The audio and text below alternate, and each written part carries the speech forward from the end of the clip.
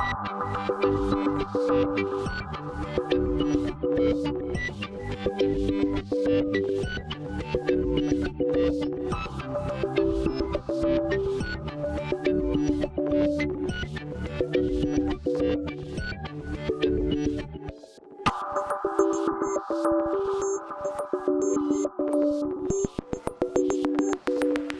morning.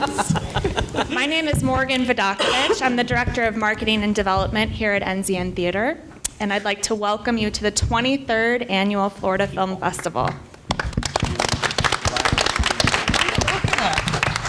I'd like to start off by thanking our primary sponsor, Full Sail University, and our primary public partner, Orange County Government. Another round of applause, please. Film is today's most powerful and accessible form of storytelling. While anyone can watch any movie, anywhere, at any time, NZN brings Central Floridians together for intimate, communal interaction on the big screen. We here at NZN are working on transformative plans for the theater that we're really excited about, and we invite you guys to all learn more by visiting nzn.org/friends. And there's also donation forms on the table if you guys are interested in supporting our future. Thank you. And this morning's panel is sponsored by our friends at the Tampa Hillsborough Film and Digital Commission. I think we've got a representative over there. Thank you. Thank you. Thank you so much for supporting this event. Bleary-Eyed and Bushy-Tailed. 1,500 plus films in 100 plus days. Whew, that's a mouthful. So months ago, our programming director, Matthew Curtis, asked for input from the festival operations team for scheduling panels for this year, and we all overwhelmingly thought, what a great story for our audience to hear is how do we program the festival? It is a daunting task, and we internally know all about it, but we thought you guys would like to know. So here we are today, experiencing the untold story about what it's like to program the Florida Film Festival. I, for one, can't wait to hear about the dialogue and passion behind scheduling this year's lineup. Now I'd like to introduce our moderator, Clementine Leger. Clementine, raise your hand.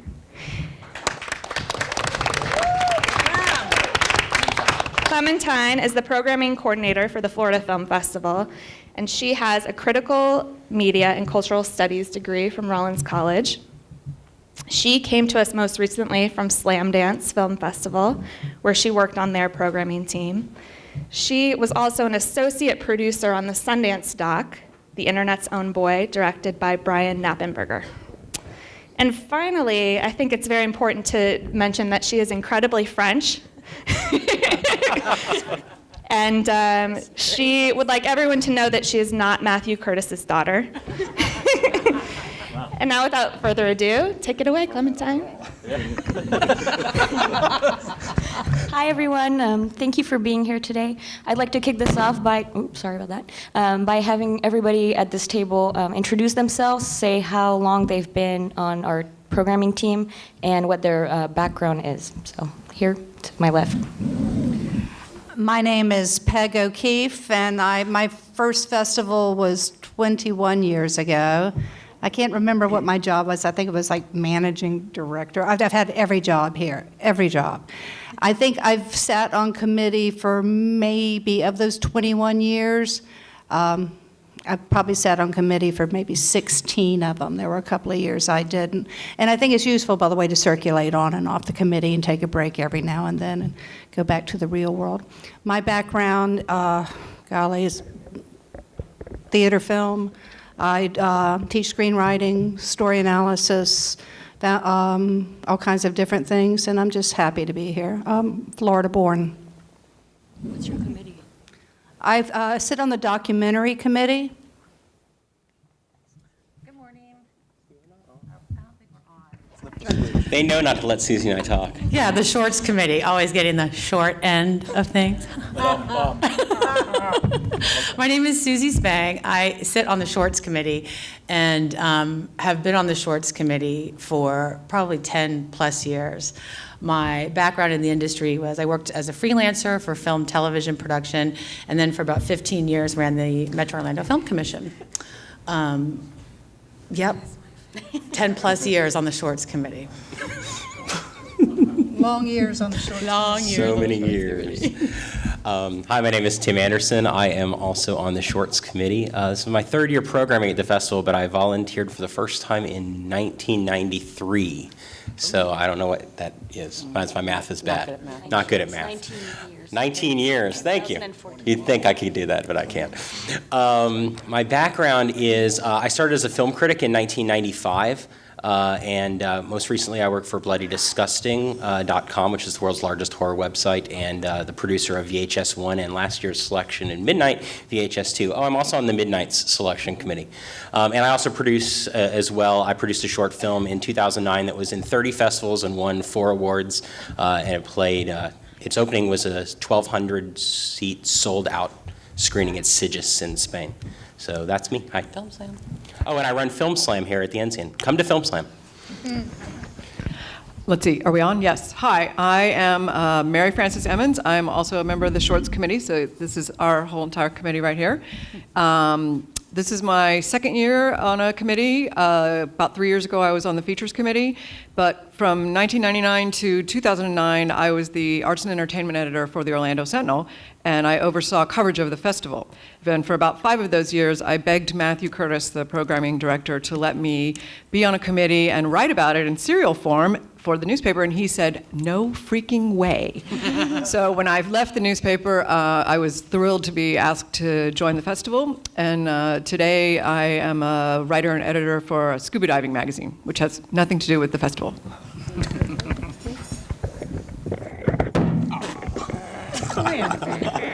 Hi, my name is Chris Ramsey. I know, that was my intro. I'm an instructor at Full Sail, department chair also. We can tell. Yeah. Oh. I'm also a doc filmmaker. I've made several shorts. I've played several festivals. And I've been on this doc committee for 7 years. So that's my story. No, don't drop it for me. My name's Rich Grula. I've been with the festival since 1997, so I think it's 18 years. I think this is my 18th year. I was also marketing director of the theater for 2 years in 98 and 99. I teach film at UCF, and previously I was a film critic for Interview and a bunch of weekly magazines, including the Orlando Weekly. You have your own mic. Hi, guys. I'm Carol Benanti. I started at the festival probably 20 years ago as a volunteer, writing blurbs, doing whatever they wanted me to do. After a while, I was promoted to international feature selection. Then I became programming coordinator, what I was Clem. And a few years ago, I was asked to be on the Narrative Feature Selection Committee. I am a screenwriting course director at Full Sail University. I've been teaching screenwriting about 10 years. I'm a filmmaker.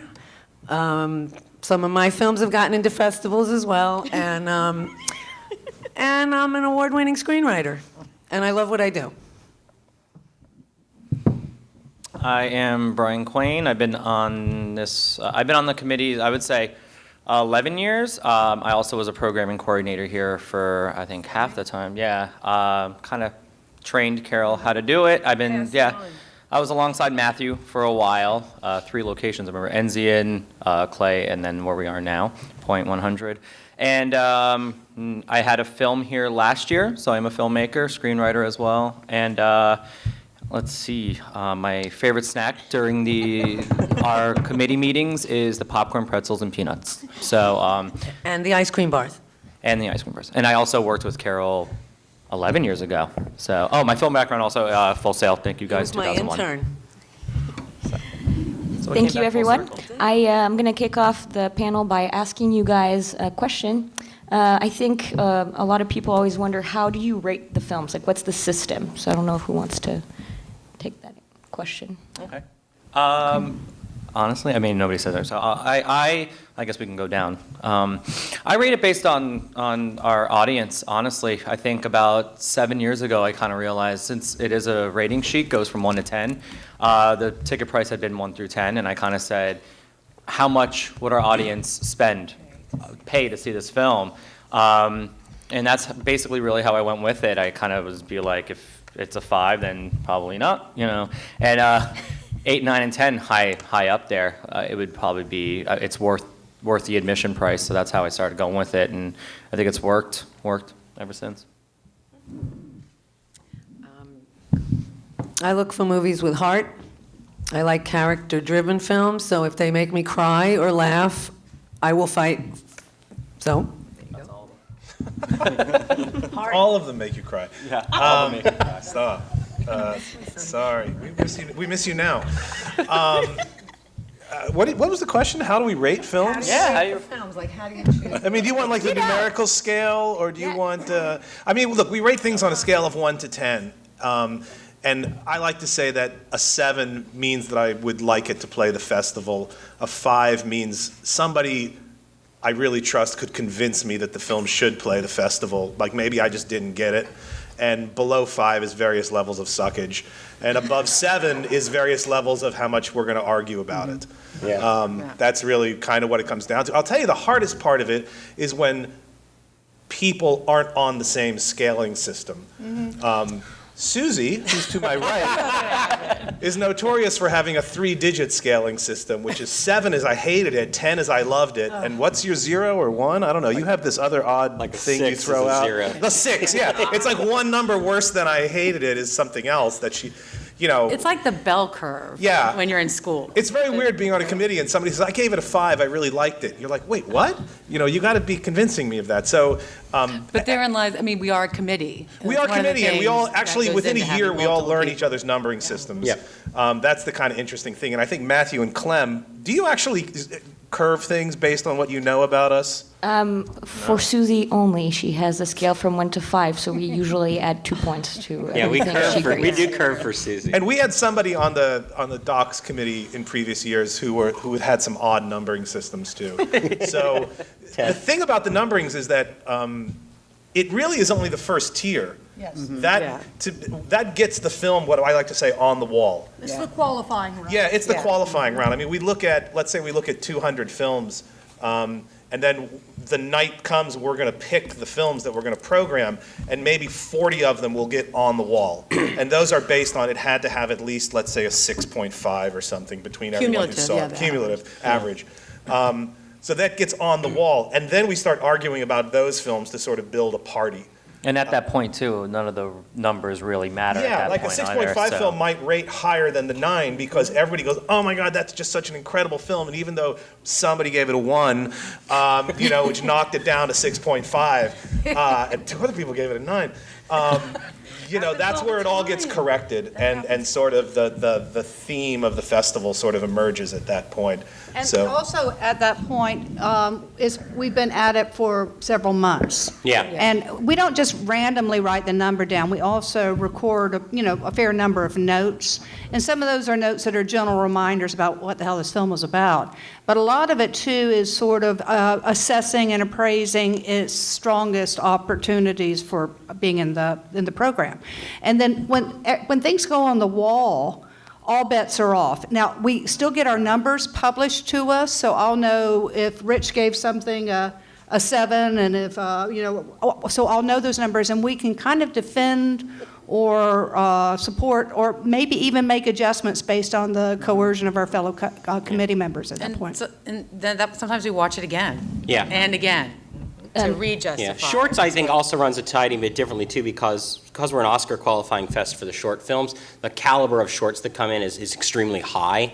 So, the 7s, 8s, and 9s are we have a fairly. I think we're all a little bit more critical to go that high. I know, for example, for me, like a 7 is a movie I would watch again, an 8 is a movie I would think would play the festival. And a 9 or a 10 is usually something that I would throw my life down on the line to put in. But there again, a lot of it's not getting that high. Hey, guys, you've all mentioned the wall. I don't know if our audience knows what that means, so does someone want to explain our system with the Post-it note. Post-its? Imagine a Post-it note nightmare. And we've been using that Post-it notes, I think, I mean, since 12 years I came now up with the Post-it note idea. It's I'd a like to point free- this It's his out. fault. We It's used to his do fault. this up in an office here, and Matthew made me Yep. memorize like 95 or 120 films. I said, I have no idea what numbers. Could we please? And I started making Post-it notes of everything and putting them on the wall. And then Matthew copied it. I just want to point that out. If I die right now, I want that on my tombstone. Well, part of that, and I want to be gentle about this, is a pre-digital method. There's a bit of a kind of stone. And we still live with that And pre-digital it's method. still. Some of us are still trying to figure out how to cut and paste. So Score with the advocates. so part of it is it is also incredibly portable. The beautiful thing about the Post-it note, and I have no idea how anybody ever programmed anything before the Post-it note, is that it becomes a physical representation of an audience experience. And you can put everything on it, the starting time, the ending time, other festivals is played in, which will go to premiere status, and we will address that at some point, because that's formatting, how it would stack programs within programs and things like that. And then you can literally move it around the wall. Eventually, the wall takes on a chronological quality.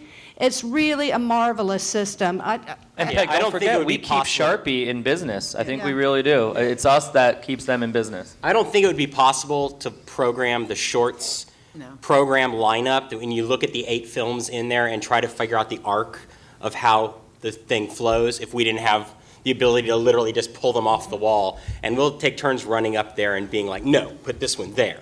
Or put this one there. Oh, this one's in French and this one's in Icelandic. Do we really want to put those two next to each other? Yeah, You wouldn't remember all that. And there is a process. When you look at a shorts program, those films aren't just arbitrarily stuck in that order. There's actually a process of There's like a creating several-hour creating an arc. debate process of how to put What you can 8 actually films sit in order. through. Yeah, what you can sit through without killing yourself. We have some dark films this year. I don't know if anyone has seen the shorts programs. But, some of those films, there's no way you could watch back to back and be a sane person, Yeah. after an hour and a half of shorts. It's just too brutal. Yeah. Just go to So the we try midnight to shorts. break it up. And the same holds true. The same holds true for docs too. Yeah. So a lot of times we don't even know the value of a short until we pair it with a feature, and then we're like, wow, that really works. And it's not just, and the timing and the themed. So then it starts to become The a real aesthetic. program. It starts Yeah. to happen in front of you, and things that you didn't think were going to work, or things that you might have didn't score high. You put a short with the feature, and you think, wow, that's a great night of doc films. So that's how that happens. And and the other thing about the wall and the Post-it notes is a physical thing about the audience experience, but it becomes the way that goes on the wall and the way it comes off the wall is often an deepest expression of how we feel about that particular program. I don't know if you guys remember a TV show 1,000 years ago called Branded. Remember they pulled his stripes off of his uniform to tell him he's no longer the sergeant of the cavalry. Sometimes we pull those things off with that same gesture. Out of here. No, that's true. Boom. And we do because- And sometimes they kind of flutter up there like butterflies and land. Am I And wrong? then, what I love about Post-it too, I'm going to tell you right now, it keeps its stickiness. We've seen, I don't know how many films go up, down, up, down, up, down, up, down. And that's where they are going. Well, the humor is the Post-it why we're note there all wall night. maintains itself all the way Right. until For a next year. year's selection committee. So when we all come back next year, It's still there. it's still there. I from the said year we need before, a like, it's like sponsorship this from funeral. Post-it. I think that we could definitely get a sponsorship Yeah, from why don't we Post-it. get Post-it? Okay, We're like the let's- living testimony to Post-it. Let's open the questions to the audience. Sir, right here. What I gathered from you so far is that you are basing on impulse and your personal thing. But do you have a rating sheet like for technical things like photography, I will give this point, story, I give this point, acting, I will give this point. So take a film as a total, more quantitative method. Okay. I don't know if you use that in the film or not. So the question is, do the programmers look at the film have different ratings for technicality, acting, cinematography? And I've only done this twice, and it surprised me a lot how that, in terms of some of what you're talking about, the technical expertise is very, very high in Of almost course. all of the submissions. So that isn't as much of a differentiator as you would think, because pretty much everybody submitting understands how to use the tools. For me, where the huge difference is understanding how to tell a story and the writing. That's, to me, where we separate the men from the boys. And I And will in- say, as a, sorry. Oh, sorry, I was as going to a- say, in narrative, we do. I mean, that's really how we huge speak. point. I mean, we're all, The we, technical is enormous. yeah, we've been either in film school or we taught or speak at schools. And honestly, in the rating sheet, I mean, on a number, you just give it an overall number, but in the ratings, we have that. Mark that. Yeah, I will definitely do a technical. I definitely believe in that. If the audio was right, if the lighting was right. Nope, it's all there. And then we read it when we pick the films. Trust me, Matthew Curtis reads every single. So does Bob. Yeah, that's why we're there for like 7 to 8, 9, 10, 12, 15 hours picking films because we have to read everything over and over and over. Always take into account the production, Yeah. the lighting, the audio, just And the you see it. overall look of the film. That's unbelievably important.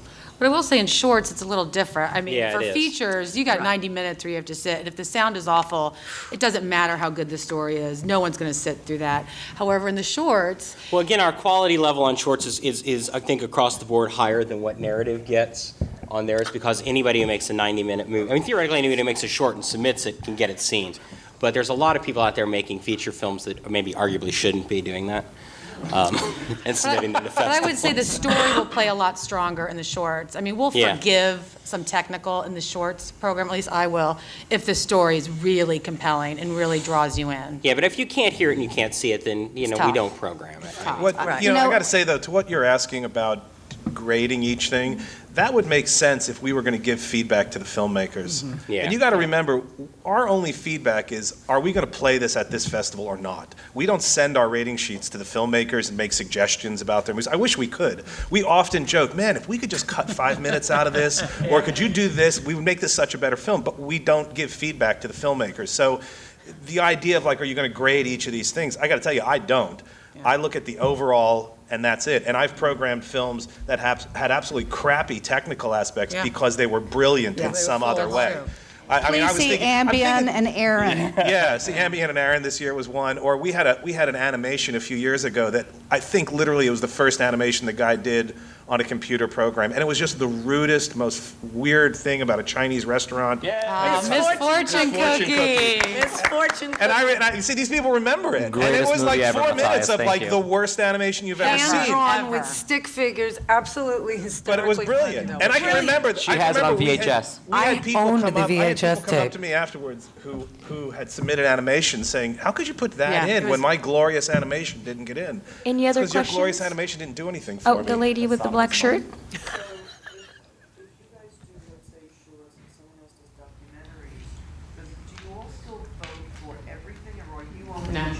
Just our program. The question is, do each committee grade only on their committee, or do they cross over? Yeah, we've got like 570 shorts to watch. We can't have any time to watch a doc Or feature. or a feature. We have to grade with just our own committee. I think the lady over there had a question. Now, when you go back the following year and you're at the wall, do you evaluate how well you did? Oh, yeah. That's actually a really good point. That's a great question. Oh, actually. But do you want to repeat that? The question is, when they go back the next year and look at the wall, do they evaluate how good they've done programming the year prior?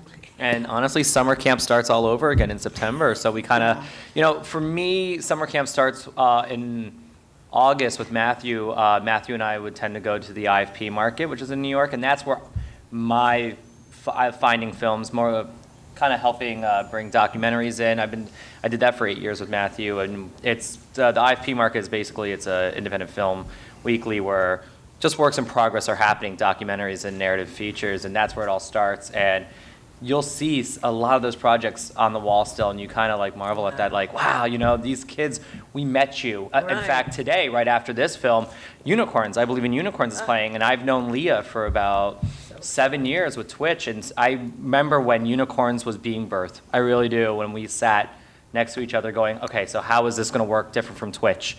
So stuff like that, like you see where maybe Twitch played, and then if you look at that wall, we kind of get back in the summer camp mode and go, welcome back, remember that? And it's awesome. That's awesome. Or I Or think if we had a really bad experience with that filmmaker. Off the wall. You know, it's one of the reasons I think why a lot of us will watch the movies we've already programmed in the festival. Yeah. Yeah. Because that's the Because best they actually feedback. play differently, Yeah. and then you watch them with the crowd, and you go, wow, What that a was a really difference. good choice. What a Or, difference. oh my God, that was a nightmare, we should have never programmed that. Yeah, you know, people were but- walking out. That wasn't a good sign. Maybe Yeah, we should have you really rethought do get a that. feel from the audience, even if they're not leaving. Just how they breathe and how they react to a film, you can really feel that. And you sort of felt it one way, and now you're comparing how the audience felt. Am I the only one who actively looks for people to walk out as like a good sign? Spencer, you have That was the Midnight Shorts program. Yeah. Apropos that the last few remarks, there must be some difference between screening, I'm looking at the title, 1,500 films in 100 days. So that experience of pacing yourself through all these things back to back to back, and you're watching on, I don't know what system or what environment. versus You name anything. I'm However we curious, can you get talk the about film. the difference between, like you just said, you come in and see an audience just paid money to see a group of shorts, and that's all they'll see that day, or they'll see things back to back that day in one combination, and you're seeing, 500 shorts. So how can you? I would say for shorts, or do you want to repeat his question? Yeah, the question is, what is the difference between seeing maybe one program and then maybe sitting and watching back to back to back to back? We That's were what just you were talking about asking, this or- earlier. I think that we probably watched 30 to 35 shorts a week, would you say, between committee and what we take home? So, From September through January. from the mid-January. first week of September to the second week of January, we watch about 30 to 35 shorts a week. For the take-homes, I usually only do 2 a night. But in committee, we watch 25, maybe. And explain in committee. sitting. Let's explain In that committee, one. once a week, the three of us, us three, get together and we set up in a screening room with a pretty big-sized LCD TV, and we just pump them in, and we do all of our notes together, and we discuss them as we're watching them, and then anything that's over 15 minutes long, we take a stack home at the end of each week, because it's just, we'd never get anything watched in committee if we watched only 15 and 20 and 30-minute short films. Then we rotate them. And then we rotate them. Yeah, everybody The ones we says, take home. here's Mary Frances' stack, here's my stack, here's Susie's stack. Then next week we come back and my stack goes to Susie, and Susie's stack goes to Mary Frances, and hers goes to me. And then we do that nonstop. And it gets way crazy at the end, because the stacks get that tall and you're just running around like a maniac. And then Doc Features, how do you do? Well, the one thing you said about pacing yourself is a really interesting point, which we were discussing earlier. A lot of people, for those of you who are filmmakers, who talk about submitting films and when to submit films, and there's kind of this game of I'll be the last person to submit because then my film will be on top of the pile, right? And it's this game. And what I have found, and this is my personal thing, is that I give much more attention to the films early on, and I'll actually kind of about 2/3 of the way through the process, I'll sort of have 15 or 20 films in my head going, okay, if the film I'm watching now doesn't meet that criteria, it's going to get cut. And so to me, and frankly, we're getting dumped on. We're getting a ton of stuff at the end. And oh, we got this from Sundance, and can you look at this, and can you look at this? And I think it's actually tougher. I think we Getting grade the harder later at the end. end than we do in the beginning. Now, granted, all that grading does is get it on the wall, and then we talk about it and sort of come back to earth and say, maybe I gave that a 9 early on, and I wouldn't really defend that 9 at this point. Yeah. But having said that, the pacing yourself is hard. I'll tell you, one of the tricks I've learned is I don't remember anything. I literally watch the film and write a review, and it is out of my mind. And I try to then, and I introduced a film last night, and I had no memory of what the short film was that I had picked. And then as soon as I saw it, I said, oh, it's the Syrian film. There's a cat at the end. This is great. Watch it. But, my brain, maybe it's just I'm getting old. I try to stay absolutely neutral when I watch these films every time. I don't want to know if they played anywhere else. I don't want to know who the stars were. I don't want to know any pedigree about the film. I just want to watch it, see it, write something about it, and move on to the next one. I want to add something to what you're saying there, Rich, because sometimes it's interesting you say, how do you watch these? Well, they usually come in on DVDs, and sometimes now recently we've been getting things via Vimeo and things like that. But when the DVD comes in with a whole bunch of packaging, I'm not going to say it prejudices me against it, but I like what he's talking about when I get a DVD with the name on it and that's it. So it's almost like this little surprise gift that we're going to get. But when it comes in with a whole lot of packaging and stuff, I think it kind of sometimes works against it. Yeah, I don't want to know where you when we play. started, it was VHSs, and that was awesome. It was on a black VHS with a sticker on it. So, and also, Carol, you wanted to talk about narrative features. Well, we use a rotation. Because the films are so long, we'll start to watch, and if one of the three of us, I wish Steve Sklo was here, if we like it, we'll call it. Either Brian will say, I'm taking it home, and then he'll take that home, and then he'll watch the whole feature at home and rate it, and then bring it back, and then it goes to me. And then I take it home, and I watch the whole feature, then I give it to Steve. So because the films are so long, that's how we have to do it. We don't have time to sit there and all three of us watch all the features all the way through. We do the same thing they do, 4 hours a week, so we have to do that. Also, back to what Rich says, when it comes down to when the films start piling in, it's a certain time of the year where it's supposed to be merry, jolly, and bright. And That's right. I feel bad for my beautiful wife right there with the camera in her hand, that's like, now we're coming down even to film festival time, and it's like, it's busy right now. But I'm telling you, the holidays for me in the last 11 years have not been the same. Never. Shorts met on December 26th this year, and we could have met on Thanksgiving because we meet on Thursdays. And Matthew literally is like, you guys want to meet on Thanksgiving, don't you? No, like, yeah, because that's what we want to do. Give you peanuts. Regarding what we watch together versus we take home, there's actually, and I hope this is, well, Matthew said be careful about talking about some things, but when we do a similar thing where we'll be in documentaries where we'll be watching, and if it's a feature in particular, we'll say, that's it, I'm taking it home. We got in big trouble with one night because we watched the entirety of a feature. I won't call its names, but its initials were the Kill Team. We got in so much trouble with the boss because we At least the film literally made it into the festival. It was worth it. It was time well spent. We only watched like 2 things that night. Yeah. Well, actually, we watched a lot more that night because we felt so guilty about watching a feature all the way through. And to make it even worse, we said, well, we're ordering food, so we don't want to watch a bad film. So let's pick what we think is going to be a good film, and then we just kept watching it. We couldn't stop watching. And we did that this year. We actually have a film in this year that we put it in. 5 minutes, we were laughing hysterically. 20 minutes on, it was like, just one more minute. Crimes Against Humanity. It's on the big screen now. And that was it. We watched it in its entirety this year.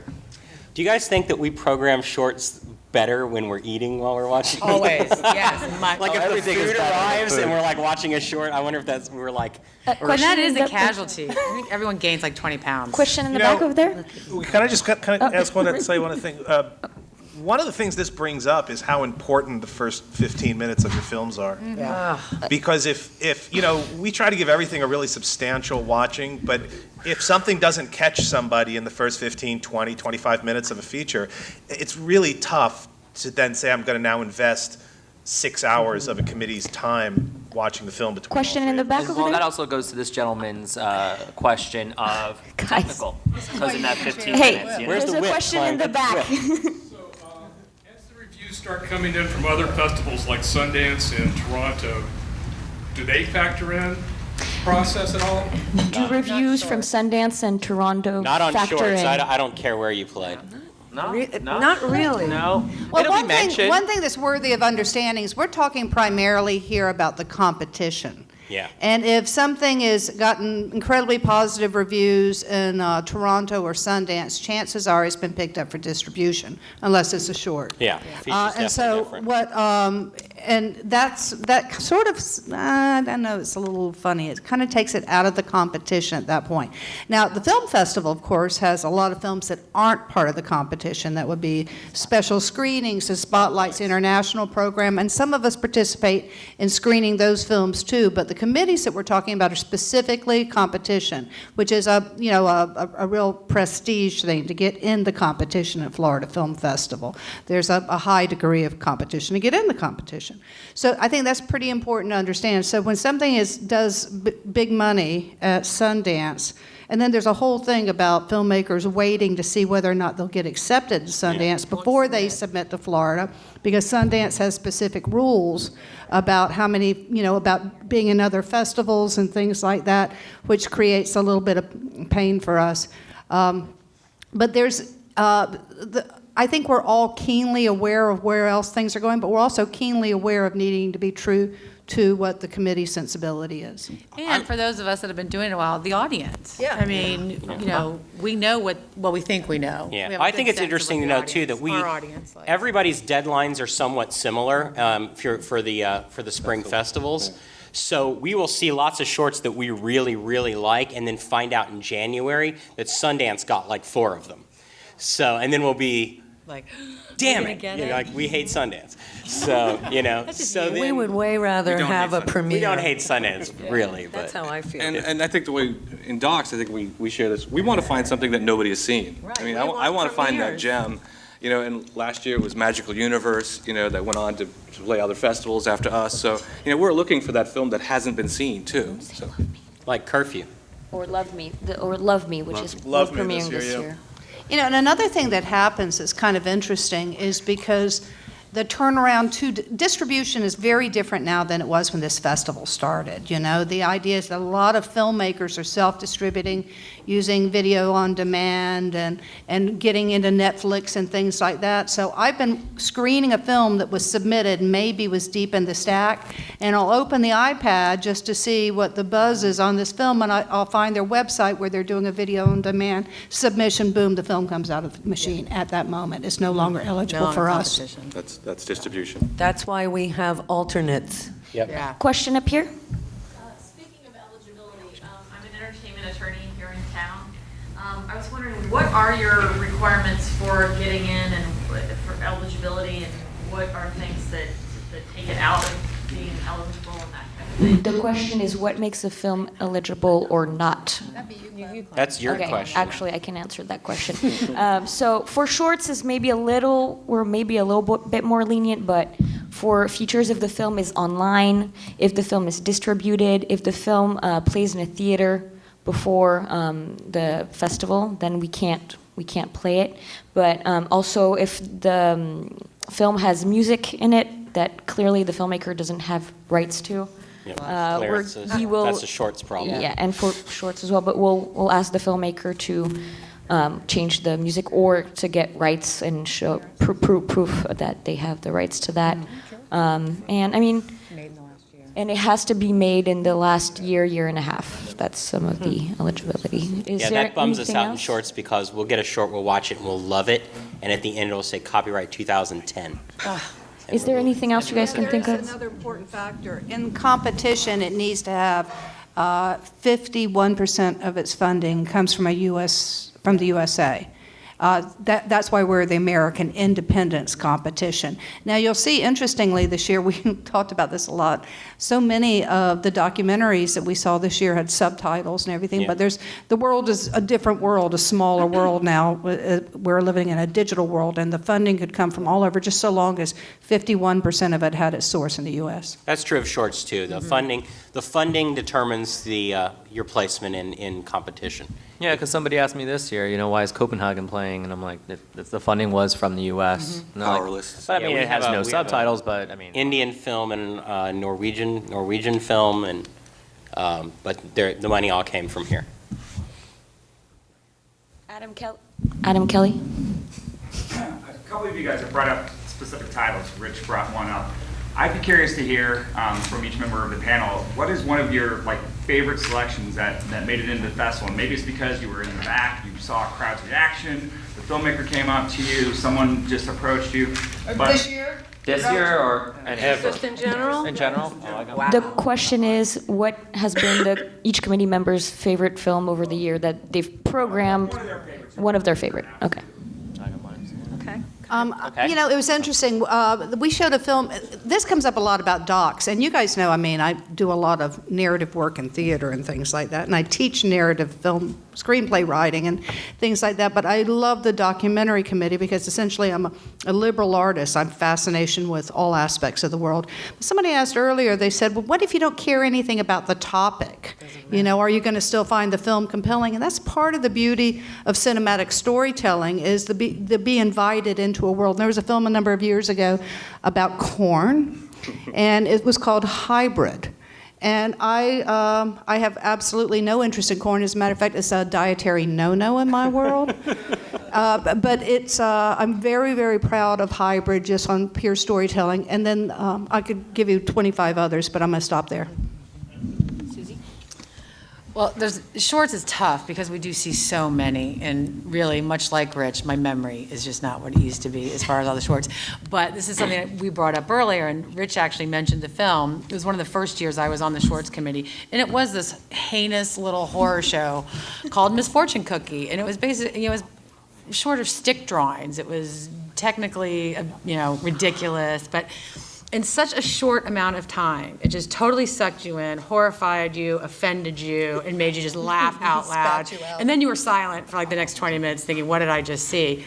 And so in shorts, it tends to be little films like that. Yeah. Can I remember all their names? No. But that's kind of the beauty of it, especially coming to the festival and seeing the ones that maybe we haven't seen in a while. And it's like they're all little gems and surprises. And I think I'm mostly proud of everything we've programmed in the shorts. Mostly. Mostly. Gosh, I don't know. None of you have seen Wetlands yet, so that's really what I'm expecting to hear all the comments on. Have fun with that one. You guys have seen it. Gosh, there's 2 years ago I was on International Features, and my most passionate film at that time was a coming-of-age film from the girls' standpoint called Turn Me On, Damn It. And I really drug people to the movie because it touched me so much, because you never get a story from the protagonist of like a sexually active 15-year-old girl. You get all kinds of 15-year-old guy sex comedies, but you never get a girl. Are we talking about Wetlands still, though? No, we're not still talking about Wetlands, Okay, actually. That's kind of funny, though. And people came up to me afterwards and just absolutely loved it. And then this year was The Voice Thief, which was a contentious programming decision in Midnight. But everybody I talked to after Midnight picked it as their favorite thing in Midnight. So that made me really happy, because when you personally sacrifice for a movie and then the audience feedback is that they loved it, you feel vindicated at least a little bit. So. Going back to the years when I covered the festival, I would say my favorite single film that still stands out for me was a little movie that went on to greater glory called Young at Heart. I just said that to I still am proselytizing about this movie to people today who haven't seen it. But as far as a program, for the 20 years or so that I've been attending the festival, the animated shorts is always the high point of my festival, and I think it's tonight, or tonight here. Secretly, I like the Enzian better than Regal, but because I can get a beer. But that it's not the same. But here they bring it to me. But that to be on this committee and actually program that was like a humongous thrill. So I'm especially excited about it this year. I like personal docs a lot, but there was a film, I mentioned it from last year, called Magical Universe, and Jeremy Workman, who's the filmmaker, he spent years making it. He only spent $10,000, that's all it cost. He did it literally, he did animation in his bedroom. I mean, it was a real do-it-yourself type film, and it turned out to be a beautiful film. It never played at a festival, it played here. I have friends that run the Hot Springs Documentary Film Festival. I called them, it played there, it played a bunch of festivals. He has gone on to thank myself and Matthew in his credits for the film. I mean, it's a lovely little film, and he didn't spend a lot of money, and people love it, and I think it's getting distribution this year, so I'm very proud of that. Yeah. There was a film by Paul Devlin several years ago called Slam Nation, which I remember watching it and thinking, is anyone going to get slam poetry? I mean, does anybody care? And the crowd just was rocked by this film. And Peg, I think you were the person her whole post comment was, ladies and gentlemen, Bo Sia, who was one of the slam poets. And he came out and did a performance afterwards, and and I remember thinking, this is possibly like from what we saw on a TV to what we then saw here. That was a huge jump. The energy in the room during those screenings, it was almost like the air was sucked out and we were operating on like some glowing power. You just got the feeling that so many people had never seen something. It was like like rock and roll for the first time, but it was purely slam poetry. And I mean, I remember I was sitting way back in D, and there were like a bunch of guys who don't normally come to a film festival back there, and they were just stunned by it. And so I just loved that I felt that choice exposed something. And then, like the next year, suddenly there's a movie called Slam. Suddenly, there's that deaf poetry jam on TV. I mean, I don't know that Devlin really gets his due for that movie, because it really opened up the whole slam poetry thing in New York for several years after that. On that subject, having to watch all the features, usually when the festival comes around, I concentrate on the docs. My two favorite docs in the last few years were Louder Than a Bomb and Young at Heart. And there's a few features that I'm a little bit attached to. I'm also on the Brouhaha selection committee. I watch a ton of student films every fall. And one year we got an FSU submission called Prom Bees. And it was a short film, and it was hilarious about how guys going to prom act like zombies. And it was hilarious, and I loved it. A couple of years later, which was the year before last, a feature was submitted called Dead Dad. Yes. And Kyle Arrington, the star of Prom Bees, was in this film. And to see the way, he'd grown up to go from Prom Bees, to Dead Dad, this amazing film that went on to play at so many fests. And I got to intro it that night here. That meant a lot to me. Last year, my favorite film was this amazing doc on the band Big Star called Nothing Can Hurt Me. I sat right down there where the Angolias are, and I cried through the whole thing. It was the most beautiful doc, and it brought attention to a band that had long been ignored. Without this band, there'd be no REM, there'd be no replacements. That's why I love to watch these films. I learned so much. It's a great doc. And speaking of brouhaha, I guess also we can go into, so through the 12 years I've been here, I've sat on international features, shorts, midnights, music, Florida, narrative features, you name it besides the docs, I've been on that committee. And so this is incredible to answer this question, because 2002, 2003, anybody here that year? Anybody? Yeah? Do we remember a film called Zero Day? Because that film right there would probably be no elephant, Gus Van Sant. I still show that film in class. Yeah, it is probably one of my favorite films of all time. I had never been in a theater, and this was my first year working the festival. I had never been in a theater where it was just like you could hear the audience whispering, because what's about to happen, and when the screen does like a certain shift, a change in the story, and then all of a sudden it's all, and for the 10 minutes, it's silent. And then at the end of the film, you just hear everybody go, oh. And Ben Socio's film, Zero Day, unbelievable. 2006, we had a film called Pretty in the Face. I don't know if anybody remembers that one. That was the first submission I ever put in that year. It was a take-home. Matthew's like, you're starting early this year, so go ahead, take the stack home and start early. It was the first film I put in, and it was my 10, and going back into the final selections, I said, oh, that still is my 10, and that better play. Nate Meyer was here last year or 2 years ago with Seagirl Run, and he's done the help with David Gordon Green, who has Joe here, that played on Sunday or Saturday. And then, I think that's really my two that have impacted me like crazy, just to kind of see the films that we pick. Questions? TL, back there.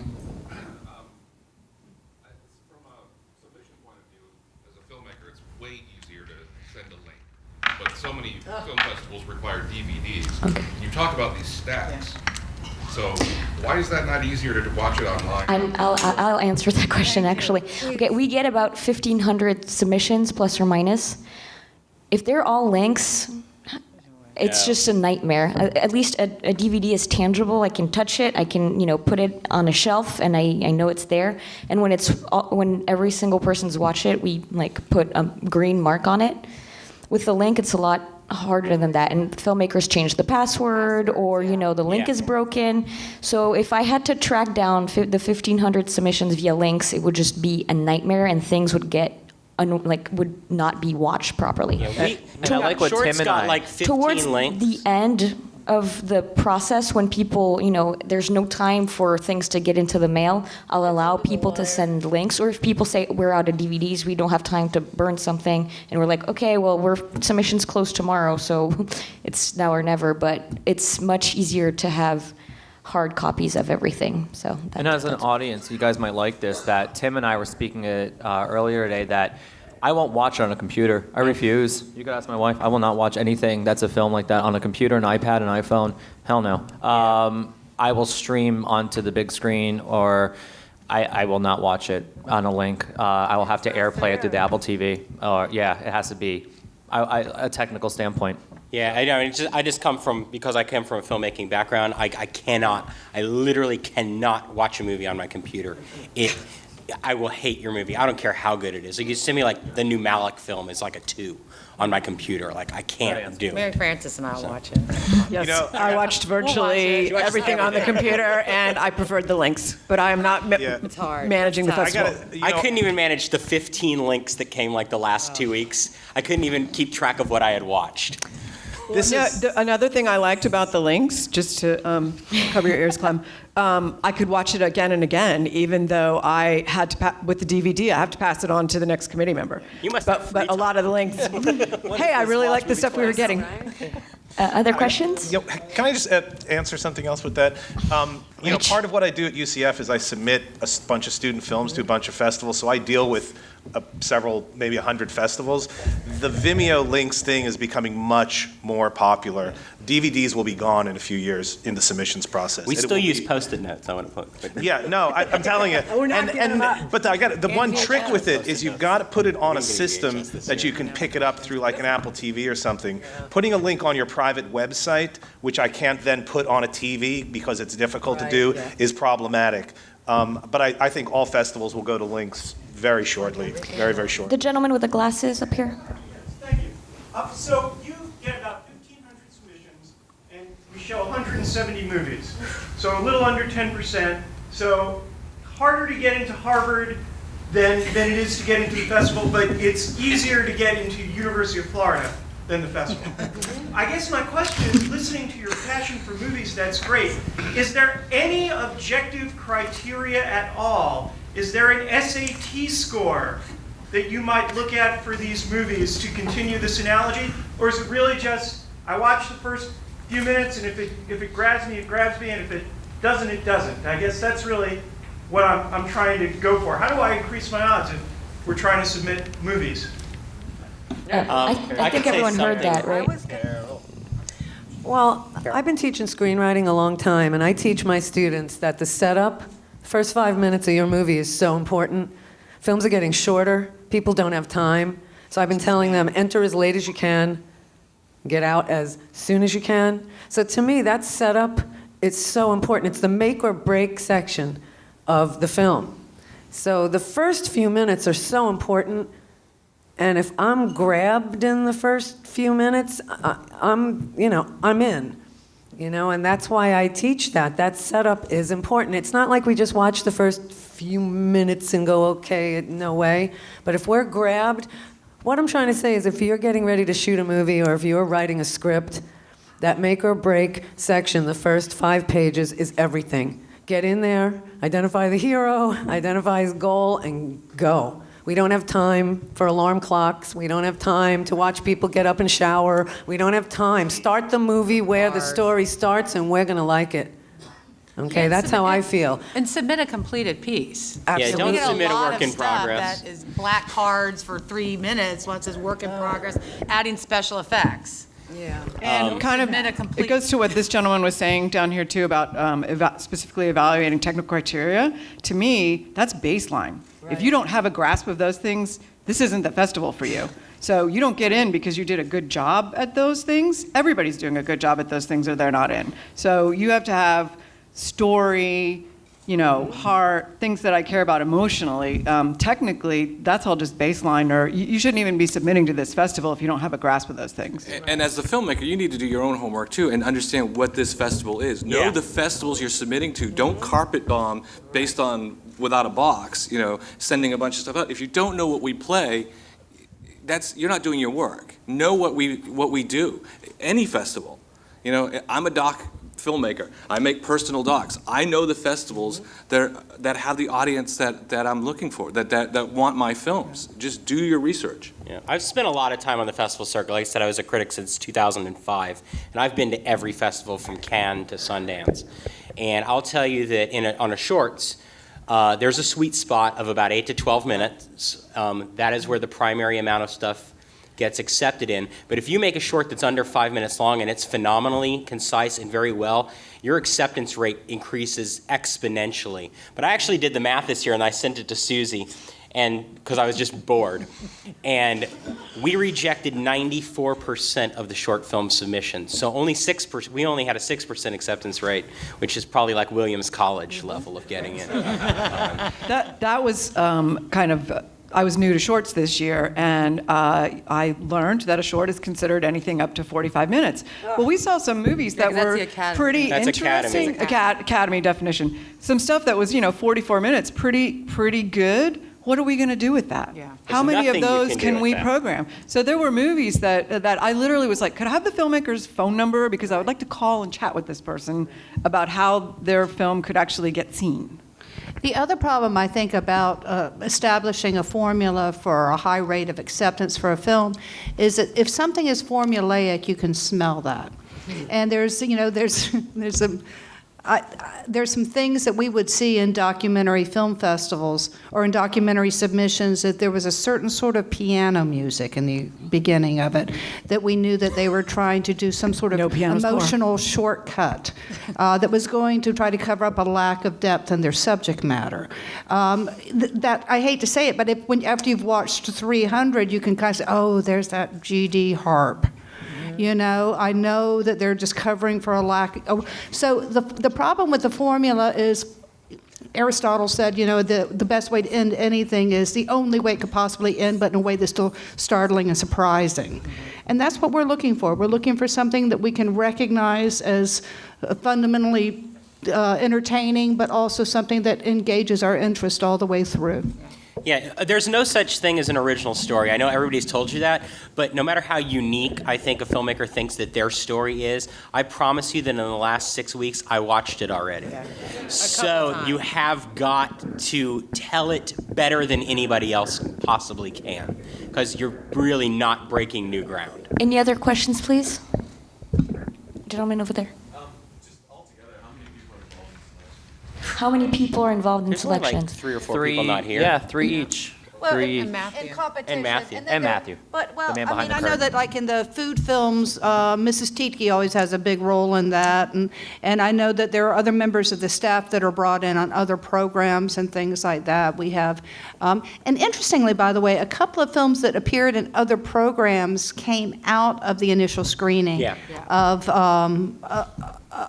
the competition, but then ended up in other programs too. Yeah, the short in front of the kids movie came through us. There's a lot of the But food we knew it wasn't short- going to be in competition, but it was good, so push it aside and find another Yeah, place. but there's 2 Midnight members not here, and all 3 international. That's it. Like, right?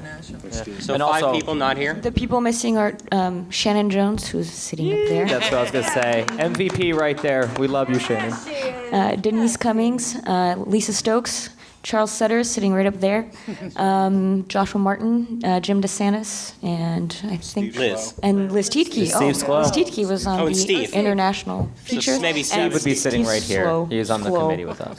So us plus 7 watched all 1,500 things. Matthew has a big mafia, and and a loyal one, I have to say. That it's a real privilege. It is. Down here. Well, yeah, I have a question. It sounds like you're watching me to some extent without wanting to know any information about the filmmaker, except for, you've been around here a while, so some of you are recognizing from their work. So my question is, how do you ensure that you are getting a diverse group of filmmakers to be looking at? I mean, I'm really kind of delighted, and thank you, men, but to see so many women up there, because, I come over every year from Cocoa Beach to watch the women's panel on Thursday, and usually that's pretty bleak stuff to hear. And so, there are a lot more women up there than really get represented within the movies that are picked. So I'm just curious as to what you all do, and not just women, but, diversity. So how do we ensure diversity on the films that we show? Well, it's true that we She's want asking the filmmakers, not the films. Yeah, diversity, right? Exactly. Both, I'm assuming. Diversity of filmmakers. Filmmakers, okay. That is true about us not wanting to, at least I know from the shorts, just experiencing it, not wanting to know a lot about the filmmaker or the film's history when we first see it. But once we see it, Yeah. and there's something that catches us either on the really, really positive side and sometimes on the really, really negative side, we will pursue, at that moment, we'll say, oh, who is the filmmaker? What is their history? Is this their first project? Is this, their 12th project? Is it a student? Is it a... It's interesting So we do dig deep into that once we're either What I love it or find loathe it. really interesting is if you look at the demographic of, say, for example, women that are in film school, it's very, very high. But the amount of women that are actually directing features is very, very low. Shorts is a little different because I would say that we get a significant number of women short filmmakers, and that's why you see the shorts program has a fairly large number of women and minority filmmakers in it as well. Where that doesn't happen necessarily in the feature world because of whatever the boys club that Hollywood and India has established over the years. So really quick also on that with diversity, two of my biggest surprises, my favorite, I mentioned See Girl Run from last year, or was it 2 years ago, I think? 2 years ago, right? See Girl Run, I've been waiting for Nate Myers' next film since Pretty in the Face, and every year I remember we'd come into the office and I'd be like, all right, Nate Meyer, where's his new one? Nate Meyer, where's his new one? The one year I didn't ask. We're just halfway through the submissions, and I just see the name Nate Meyer on a DVD, and I went, you gotta be kidding me. You got to be kidding. And I was like, pedigree it right now. Put a red dot. I was like, this is going home to me right now, right now. And then this year, I'm watching a film in its entirety. It's my 10. I loved it. At the end of it, it says Andrew and Alex Smith. And I've been waiting for those boys to make another film for the last 11 years since Slaughter Rule. And that was a surprise. I went, wow, probably one of my favorites right now of probably even the 2014 year, Winter in the Blood. I lost my mind thinking, once you forget about them and their diversity, Slaughter Rule. It was... what's that kid's name? Everybody's favorite little kid right now, Gosling. It was Gosling's breakout role. It was his first film. He was a high school football kid, and this one's a Native American film. And to see also Nate Meyer get away from what he did for a 10,000 film to do See Girl Run, the diversity is insane. It's amazing. And Brian points out something that's interesting too. Just because you're an alumni of the festival does not mean that we accept your next film into the festival. We have a filmmaker here this year with a short who last year sent us a short that we did not accept and has previously been in before as well. So the first thing he did when I saw him was to go like, so you didn't take my film last year? It's like, yeah, and we that's get that correct. all the time. It totally amazed me, especially on the shorts, how many shorts, and this isn't necessarily called out when we're seeing it, but how many shorts either have very big name money behind them or very big stars involved, and they still sucked. Oh, there's all kinds of Don't them. spend any time lining up talent for your short, because that alone. Yeah, I think we have maybe does 4 or nothing. 5 shorts with what would you would call like A-list type talent into it. We saw 20 times that, and none of them were even in. There was very, very few this year that were even in contention to get in at all. So just because you hired, I don't know, Brad Pitt to be in your short, if your short sucks, we're not going to play. Don't waste the money. Yeah, don't waste your money. But do hire real actors. Yeah, do hire real actors. That does make a difference. Any more questions? I think up there, another question. Do you guys find that you have some films that might not have made it in, but you start going towards a program or a theme and they make it in, some of the films make it in because of Yeah, that happens regularly. That's that whole idea of what gets on the board. And maybe it's not the highest ranked thing, but we start looking and we go, we got 3 films about war up here. Are we going to have all 3? Even though they're all good, we might pull 2 of them out, and then that opens up 2 slots for something else. We're really cognizant of the fact that we have 10 slots in competition, I think, for the features. You guys are probably the same. 10, and so we really try to make them as diverse as possible in terms of different subject matter. And we really try not to duplicate. And that's where differently graded things will pop up That's where the programming comes in. Yeah, That's yeah. not, we fight, and not we just make pick a deals. great film, but to figure out where to put it. So that In fact, it's appreciated. That's one of the angles. We always talk about this whole idea of falling on your sword, like somebody's going to love a film so much they're going to fall on their sword, and that's really a crock. No one falls on their sword, but what no, you they do. Oh, I do. They do. No way. Don't I, Brian? Nobody Don't I? falls on their sword. You have to have at least two people who like the film. So you're not by yourself falling on your sword. Completely. So once you get two people, then you start arguing based on, well, what's the whole program like? And wouldn't this fit better up here than there? And if we have this, maybe we shouldn't have that. Or this one's getting distribution like 2 weeks after the festival. Why should we reward that? So there's all these other factors that play in to bring There is horse trading. a lot of And there were times where I had maybe given a movie a 9 or 10 very, very high, and I would say to him, I'm going to stand aside on this one. I know you hate it because I want this one over here. Right. Yeah, So you absolutely play You do a lot of that poker. Bargaining. negotiation. All right, I'll give you the, you know. Oh, yeah. They threaten each other. But it all works They out. bargain. They promise the each end, other we end up stuff. I mean, They we cry. scream and yell at each Pay other. me with pizza. I'm a happy boy. If there's pizza at the final selections, yeah, that usually it's he can't Carlucci's object in his veggie mouth. and garlic Yeah, knots. the I'm a happy level boy. of swearing, Yeah. it's like every Gets Scorsese film and exponentially Tarantino film There's combined. threats about not breathing until the film gets up on the board. I mean, I mean, final selection program for everybody is probably roughly about the same time. We go in at about 10 o'clock in the morning, And you're not allowed and we out. do not allowed to leave the room until we have like programmed. jury duty. And that is like 14 hours, or maybe 15 hours. And the first 5 is nice, and the last 10 is screaming at each other. Because you have to remember, up until then, every film stands alone. And so it's graded, scored based on its own merit. And so we don't even think program until that last day. Yeah. It's just- Has enough anybody to only be up seen there. like 5 films, 6 films? Okay, good. Because I was going to say, we do this for you. You need to be seeing more films. Because we fight. And we don't become friends for the rest of the year. And then we see each other again. We get teary-eyed. I miss you. And the fights start again. Yeah, we do. We doesn't last hug each long. other. We love each other so much for like 2 weeks. So it's the opposite of falling on the sword. Is I'm trying to block a film, and there's a film playing in the festival right now. It's a short. which will not be named. It will not, but I just found it so offensive, and I just didn't want it to. It was so offensive, and they loved it. They loved it. That's you people. We all have our own little We have an audience. category. We know who they are. We have a category, you know, we have to rate them. But Brian has a category that if he doesn't like something, he'll be a few minutes in, and that goes into the full diaper. We call those the full diapers. Those are the ones that we don't like. You know, like we all have our own little ways of remembering, but Yeah, it all works out. We coin a lot of terms. There's been Quainisms and Carollisms and Matthew Curtisisms. Yeah, there's quote boards up there. So we make it fun. It's a dungeon, but we keep it fun.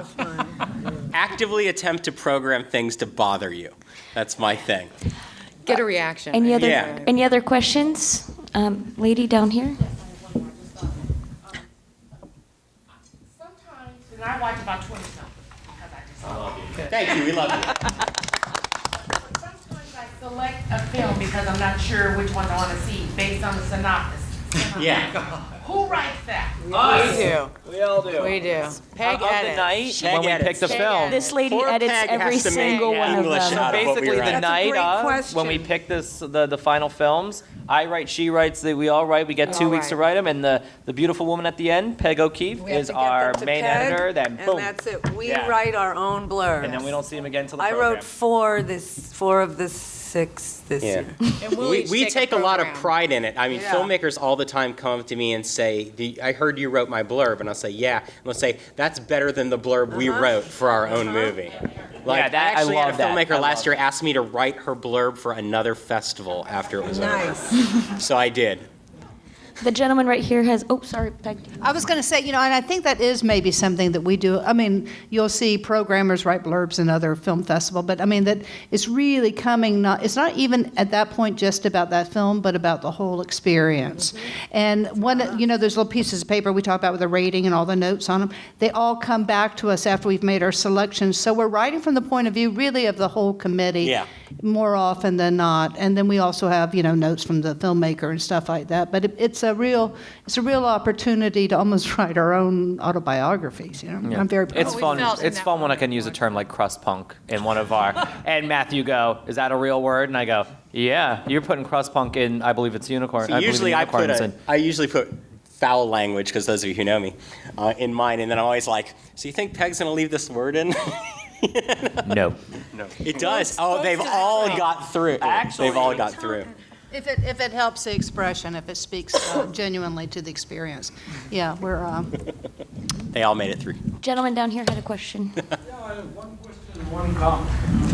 On international films, is the process the same? Because in international films, especially Bollywood in Asia, Yeah. there's a mainstream cinema, box office cinema. There's alternative cinema. There is, short films and stuff like that. Because it's independent, because it's not studio. Nowadays, the corporate is taking over.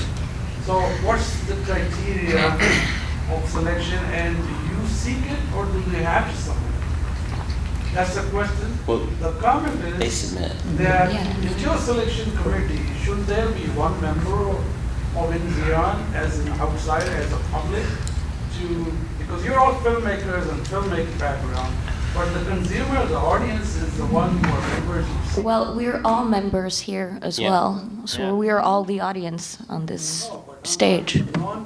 I don't think that it's Don't think even that remotely would possible work. to program to the audience. I don't think that you can do it. It's impossible. The audience It is is. too diverse. I'll say also that the commitment you make when you go into a programming committee is so immense. I mean, we talk about Bleary-Eyed and Bushy-Tailed to speak both to the exhaustion and the enthusiasm for what we do, but when just what my husband goes through when I'm on committee and everything is, I'm not trying to sound long-suffering or anything like that, but it is an intense commitment, and one that we guard pretty fiercely, obviously. It is. I mean, honestly, I feel bad for my wife sometimes. I mean, like I said, Christmases are kind of, we got to watch films on Christmas. Her birthday's January 8th, so we almost programmed on January 8th. We had to do 9th. And then my birthday's January 19th, so all my blurbs have to be in by then because Sundance is done, and There is no Christmas. So there is no Christmas. Yeah. There's December 26th. Yeah. Luckily, we're all heathens. Well, I was on International 2 years ago. They're all submitted by the filmmakers. I'll tell you the hardest part about International is that it's all really, really good. Yep. The stuff that comes on International is just unbelievable, because this is real major money, government money behind these movies that you don't get here. And Matthew yelled at me one year because the January, International is one of the last things that's programmed, so we're still watching it all of January. In January, I watched start to finish 100 feature films in International, and he's like, what the hell? And I said, they were all so good I couldn't turn them off. I had to actually get off Internationals. I was on there for 5 years. It hurt. It really hurt, because I was on narrative features and I was on Midnights, and I was on, I had to get off narrative features because the increased submissions that we've been getting through the last 5, 6, 7 years, it's insane.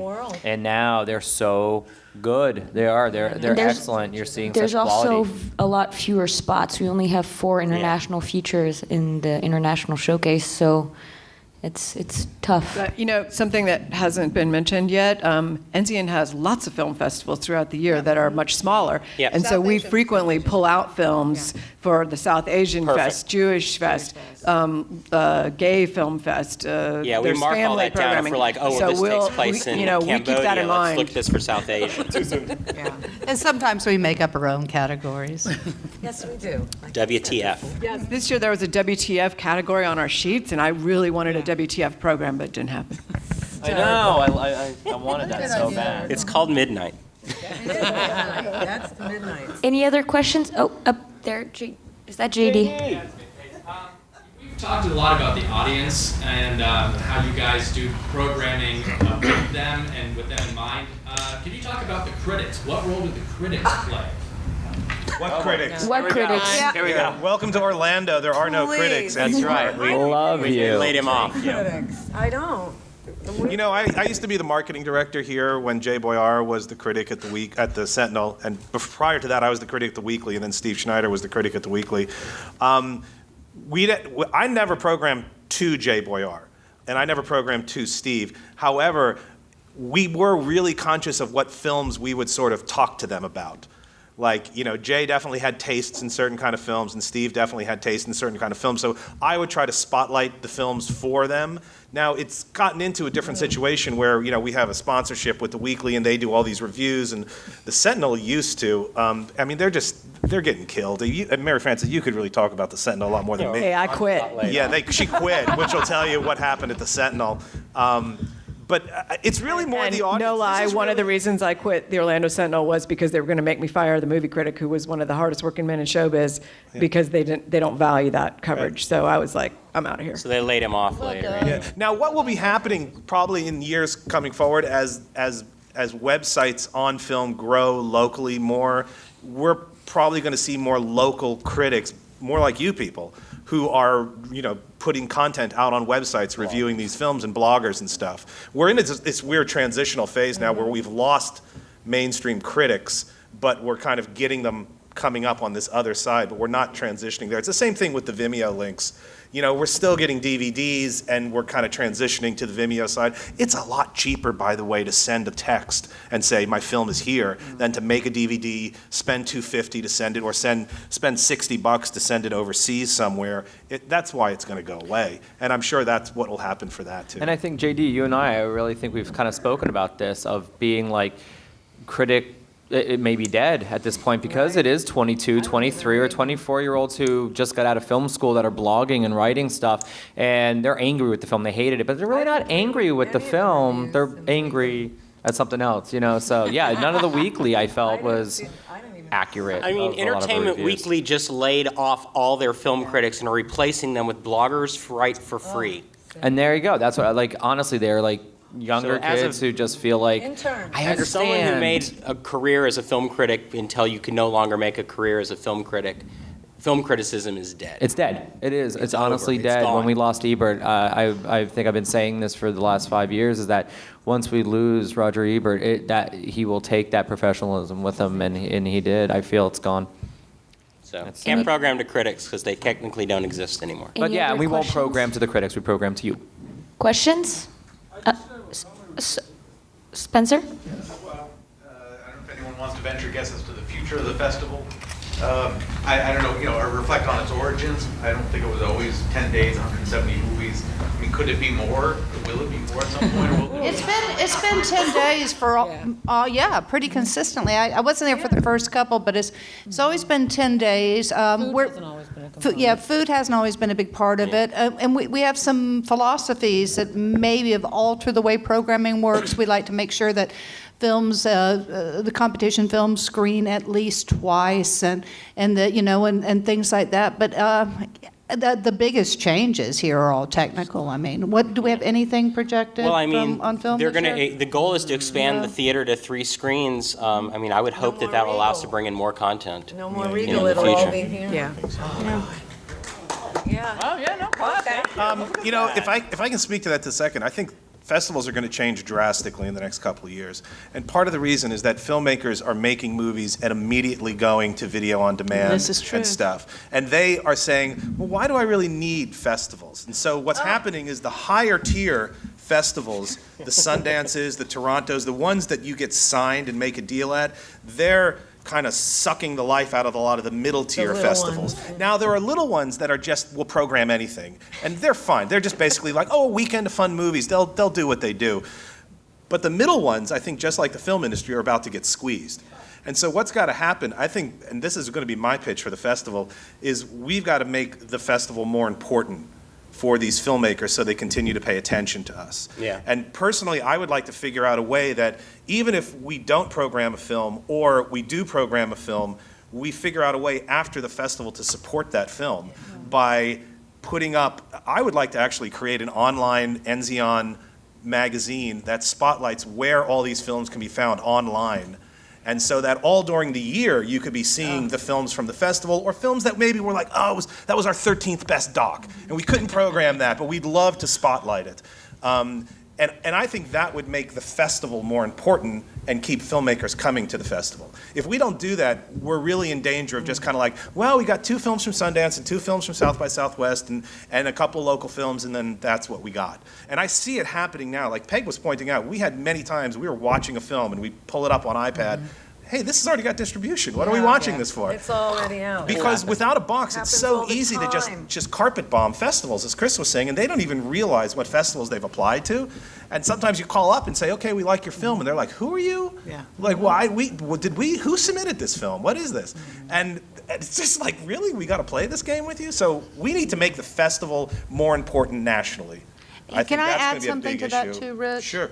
I think we're also in a position of great good fortune here because we have Enzion year-round, which is, I quote my long gone mother over and over, but she was a Southern belle, and she'd say, Jesus Christ was no big deal in his own hometown, sugar. My point being that it's very easy for us to take for granted the gift that Enzion gives us of access to good film all year round, and the gift that is given back to Enzion of an audience that is devoted and has a high degree of devotion to this. So part of, I think, the survival of this film festival, and I don't think that Rich was being bleak, I think he's being very realistic, but part of our survival is geared about serving the filmmakers, but also based on the continuing loyal support of the Central Florida community. Yeah. And so cheers to that. I think that that's something we have that a lot of festivals don't. Can I add something as a filmmaker too, that sometimes these festivals for a filmmaker, especially for a doc filmmaker, this is the theatrical run. This is the rare chance to be seen on the big screen. It is we're so fortunate to have this festival. We're so fortunate to have the Enzion. A lot of people don't. So this is, you have to be mindful of that. And that's why I think that what Rich is saying is so important, that the festival has to become more important. It has to be seen as the theatrical run for docs that we're not going to see anywhere else. Maybe if they get to video on demand, maybe if they get to Netflix. So, I'm always thinking about the filmmaker too, and these great films that play here and we never hear from them again.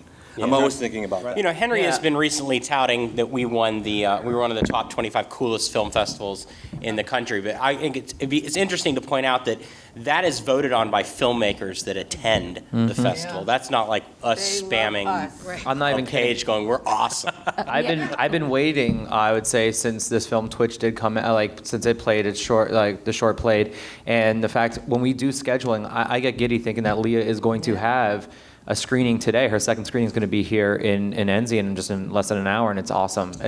We think of the filmmaker as well, just to be on this screen to see what it's like in this theater. And please, again, stick around for Unicorns, please. If you want to think of a model for this, though, think of the way radio has changed in the last few years. You used to listen to a local radio station.